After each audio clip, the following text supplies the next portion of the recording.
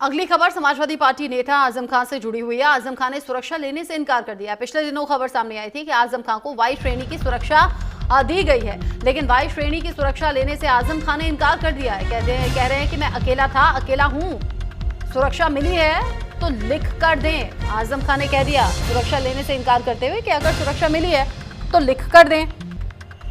Jail से छूटने के बाद फिर सुरक्षा बहाल की गई थी।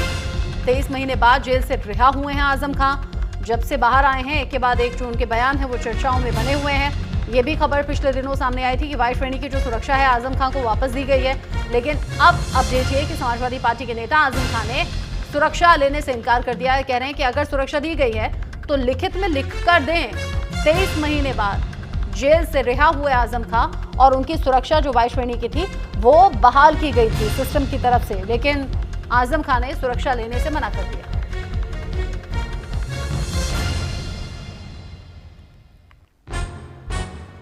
आजम खान कह रहे हैं अकेला था, अकेला हूं, मुझे किसी तरह सुरक्षा की जरूरत नहीं और अगर सुरक्षा दी जा रही है तो फिर लिख कर दें। अब इस सुरक्षा को लेने से मना करने के पीछे एग्जैक्ट रीजन क्या है ये आजम खान बेहतर जानते होंगे। वो कह रहे हैं मैं अकेला था, अकेला हूं, अगर सुरक्षा दे रहे हैं तो लिख कर दें। सियासत है वाकई में बदल गई है। ये सियासत की कल्पना करके आप राजनीति में आए थे। सियासत आदमी ही बदल गया आज का, तो सियासत भी बदल गई। जब इंसान से आदमी हुआ तो आदमी की खूबियां आ गई, उसने छोड़ दी इंसानियत। किसी इंसान का नाम बता दीजिए मुझे, क्योंकि मेरे अल्लाह ने इंसान को फरिश्तों से अफजल बनाया। जब पुतला बनाया उसने इंसान का और फरिश्तों से कहा कि इस पुतले को सजदा करो।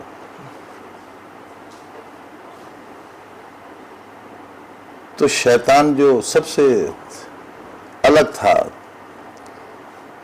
और खुद को बड़ा ताकतवर जानता था, उसने अल्लाह से कहा कि अल्लाह मैं इस मिट्टी के पुतले को सजदा करूंगा, और उसने बगावत कर दी, नहीं करूंगा। शैतान निकाला गया। वो उस वक्त अल्लाह फरमाते हैं कि फरिश्तों मैंने तुम्हें गुनाह करने की ताकत ही नहीं दी है, तुम्हारे अंदर गुनाह करने की सलाहियत ही नहीं है, तुम गुनाह कर ही नहीं सकते। मैंने गुनाह से पाक बनाया है तुम्हें, लेकिन ये जो पुतला मिट्टी का मैं बना रहा हूं, जिससे मैं एक इंसान बनाऊंगा, उसके पास हर गुनाह की ताकत होगी, और गुनाह की ताकत के बाद जब वो गुनाह नहीं करेगा तो तुमसे बेहतर होगा। तो इंसान तो फरिश्तों से बेहतर है, बशर्ते इंसान हो। शर्त यही है कि इंसान। आपने जिक्र किया कि जिस रात मुख्तार अंसारी के साथ घटना हुई थी आप खुद भी सहम गए थे। ना, हमें तो इत्तला ही कई दिन बाद हुई, कोई इत्तला होने का साधन ही नहीं था। अखबार नहीं, हमें सारे बंदियों को महीने में 4 बार टेलीफोन की इजाज़त थी, हमें वो भी नहीं थी। कई रोज़ बाद यही बंदियों में जिक्र हुआ तो सहम क्यों जाते। हाँ, लगा कि एहतियात बरतना चाहिए, बस। और वहाँ क्या कर सकते थे। खुद खाना बनाने लगे आपने? बना ही नहीं सकते, इजाज़त ही नहीं थी। खुद खाना बनाने की अगर इजाज़त हो तो और कुछ दिन काट लेते, एक रोटी ले लेते थे, एक रात में जो नींबू जाते थे उससे अचार डाल लेते थे, उससे खा लेते थे।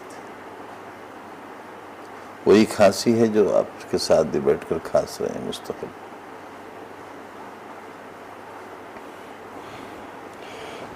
जिस रामपुर को हमेशा से आजम खान साहब की ज़रूरत रही है और आगे भी है, आपको लगता है कि तमाम ऐसे सियासतदान भी हुए जो आपकी गैर मौजूदगी में जो उनका जो कद बढ़ा वो कहीं ना कहीं दिक्कतें पैदा कर रहा है? आप किसी का नाम लें तो यहाँ तो एक दो नहीं, न जाने कितनों के कद हैं जो मुझसे कहीं बड़े हैं और जिन्हें हमने खुद तैयार किया है। मैं तो एक हूँ, लेकिन जो अनेक लीडरशिप है हमारी, चाहे वो हमारी पार्टी की हो या देश की हो, तो उसमें तो मेरी कोई भागीदारी है ही नहीं, लेकिन तो हैं, उस होने को मानना पड़ेगा। ये बल्ब जल रहा है, मैं इससे इनकार कैसे कर सकता हूँ? आप मेरे पास बैठे हैं तो इस सच्चाई से कैसे मैं गफलत इख्तियार कर सकता हूँ? लेकिन आप पे सवाल खड़ा करना जिनका वजूद कल तक नहीं था, तकलीफदायक होता है। नहीं, कोई सवाल मुझ पर, मैं काबिल सवाल हुई ही नहीं। चोर आदमी मेरे बारे में जो कुछ कहता है उसमें वो मेरी इज्जत को बढ़ाते हैं। जो कहते हैं एक चोर का तस्करा टेलीविज़न पर चले, भैंस चोर, मुर्गी चोर, बकरी चोर, किताब चोर, सज़ा याफ्ता। अब देखिए, सुरक्षा नहीं थी मेरे पास जो फॉर्मर एमएलएस को मिलती है। एमपी एमएलएस को एक दो गनर मिलते हैं। जेल से मैं आया तो ऐसे ही फिर रहा था, फिर दो एक पुलिस वाले आ गए, मालूम हुआ कि सुरक्षा आ गई। मैंने कहा कि भाई मैं ऐसे नहीं मानूंगा, मुझे कुछ लिखकर मिलना चाहिए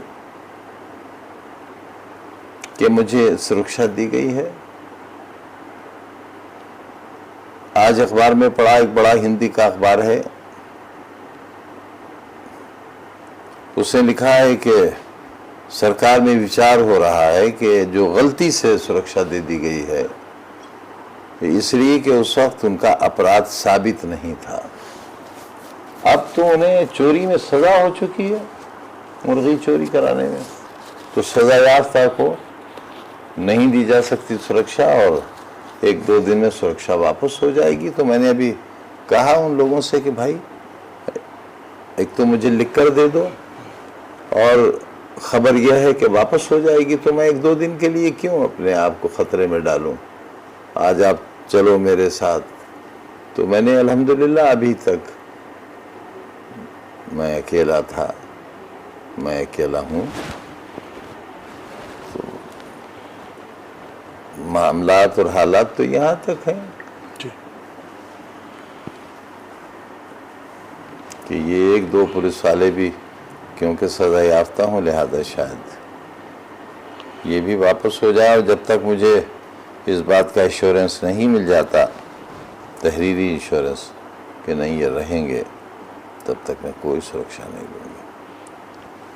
कोई सुरक्षा आप नहीं लेंगे जब तक आपको? इस बात की ले लूँ भाई, जब मैं उसके लिए अधिकृत ही नहीं हूँ, जब सरकार में ये विचार हो रहा हो कि सज़ा याफ्ता को नहीं दी जा सकती, तो फिर मैं लूँ ना लूँ, मुझे कहाँ से मिल जाएगी? और क्यों मैं खुशफहमी का शिकार हो जाऊँ, एक चोर आदमी? जिन प्रकृति के आप पे आरोप लगाए गए, आप चूँकि कद्दावर मंत्री रहे, 10 बार का एमएलए रहे, राज्यसभा रहे, लोकसभा रहे, आपको लगता है कि इस प्रकृति की घटनाओं पर प्रदेश के या फिर देश के अन्य जगहों पर यही मुकदमे और इसी तरह की कार्रवाइयाँ होती हैं? अच्छा, मेरे साथ जो हुआ वो आपके सामने है, बाकी मैं कुछ नहीं कह सकता और कोई कमेंट करना भी नहीं चाहता और मुझे करना चाहिए भी नहीं। एक मुकदमा और कायम हो जाएगा, मैं कहाँ तक मुकदमे? अब मैं आपसे कुछ कह दूँ और आपके चैनल पर जब दिखाया जाए तो उस पर भी मुकदमे हो जाए, तो अब और हिम्मत नहीं है। इतने दिन में चूँकि रामपुर से आप बेइंतहा प्यार करते हैं, मोहब्बत है आपको यहाँ के लोगों से, प्रदेश के लोगों से, आपको लगता है कि आपकी गैर मौजूदगी में रामपुर में जो विकास कहीं ना कहीं अधूरा रह गया, जो आपकी चाहत थी, जो यहाँ के लोगों का नहीं, तो इस सरकार में तो हमारे विकास से 10 गुना ज़्यादा विकास हुआ है। बहुत टूट फूट हुई है, बहुत जो नाजायज़ कब्ज़े थे वो हटाए गए हैं, तो बहुत सफाई हो गई है, बहुत सफाई हो गई। बहुत खुल गया है इलाका, बहुत खुल गया है। अपनी जिंदगी पर किताब लिखने की सोचा है आपने? क्या एक चोर आदमी क्या किताब लिखे, कैसे जस्टिफाई करूंगा उसे। नरेश अग्रवाल आपके साथी रहे हैं, उन्होंने किताब लिखी, उसमें जिक्र किया कि आज़म खान साहब का कद इस बात से अंदाज़ा लगाया जा सकता है कि कैबिनेट की बैठक में जब वो देर से आते थे, नेताजी उनसे डरते थे और बैठक तब शुरू होती थी जब मोहम्मद आज़म खान साहब आते थे। देखिए, उनका तजर्बा डर का ही है। अगर उन्होंने ऐसा लिखा है, तब मैंने वो किताब पढ़ी नहीं है, मैं अनपढ़ आदमी, थोड़ा जाहिल हूँ, तो कहाँ मैं इतने महान लोगों की लिखी हुई किताबें पढ़ सकता हूँ, महान चरित्रवान। तो अगर उन्होंने ऐसा लिखा है, उनकी महानता है, तो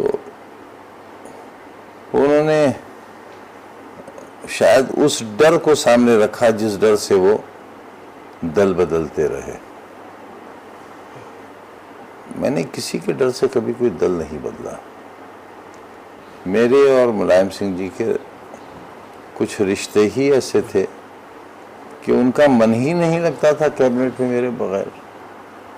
अब एक शख्स अगर 500 किलोमीटर से कैबिनेट अटेंड करने के लिए चल दिया है, रास्ते में है, कहीं रश की वजह से उसे 10-15 मिनट देरी हो गई, तो इसमें तो सब साथियों को खुश होना चाहिए कि उनके एक साथी का इतना ख्याल रखा जा रहा है। और ये अकेले मेरे ही साथ नहीं हुआ, कोई भी मिनिस्टर अगर ऐसे होते थे जिन्हें थोड़ी देर लगती थी आने में, तो नेताजी रोके रहते थे कैबिनेट।